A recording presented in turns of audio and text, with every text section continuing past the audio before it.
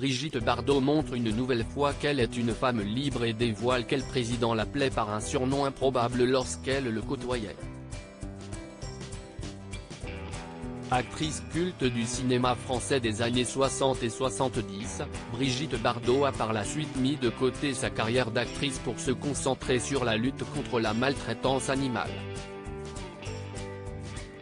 Un combat qui l'a fait déraper plus d'une fois, mais qui ne l'a visiblement jamais empêché d'avoir l'oreille des différents présidents qu'elle a pu côtoyer. Pour tout dire, elle a rencontré tous ceux de la Ve République, dont Charles de Gaulle. Si elle a pu leur parler, tous ne l'ont pas rencontré en personne. Dans un entretien accordé au journal Le Point, l'ancienne comédienne qui a eu droit à son biopic au printemps dernier révèle n'avoir jamais vu François Hollande. « Je n'ai jamais rencontré François Hollande, mais je l'ai eu une fois au téléphone, en 2012, à propos d'une histoire d'éléphant dont le préfet de Lyon avait ordonné l'euthanasie en vertu du principe de précaution. Les deux animaux du parc de la Tête d'Or avaient fait la une, et décision avait finalement été prise de les sauver.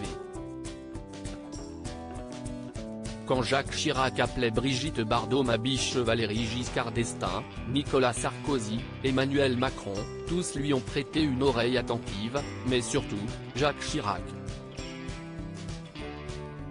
Entre le président des Pommes et la comédienne glamour du cinéma français, le protocole avait laissé sa place au sobriquet.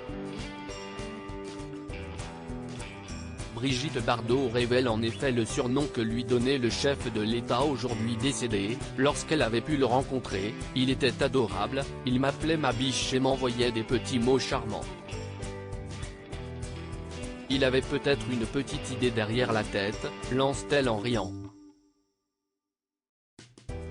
Pour autant, cela ne l'a pas empêché d'être déçu. Chirac est celui qui m'a le plus promis, mais il n'a rien tenu du tout. Même constat amer pour Emmanuel Macron, ça aura été un fiasco total. Lorsque je l'ai rencontré en 2018, j'ai été surprise par son sérieux et l'attention qu'il portait à tous les sujets que nous avons abordés.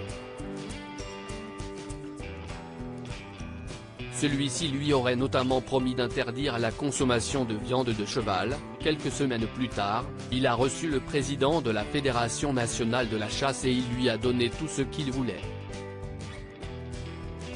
Une actrice moquée pour son amour des animaux, ses combats pour le bien-être des animaux, qui trouvent un écho particulier aujourd'hui, lui ont néanmoins valu de nombreuses moqueries à l'époque. On n'a pas été soutenu par la presse française, tandis qu'on était traité de tous les noms par les Canadiens, qui nous accusaient de nous attaquer à une tradition ancestrale. Aujourd'hui, son association continue à sensibiliser sur la question.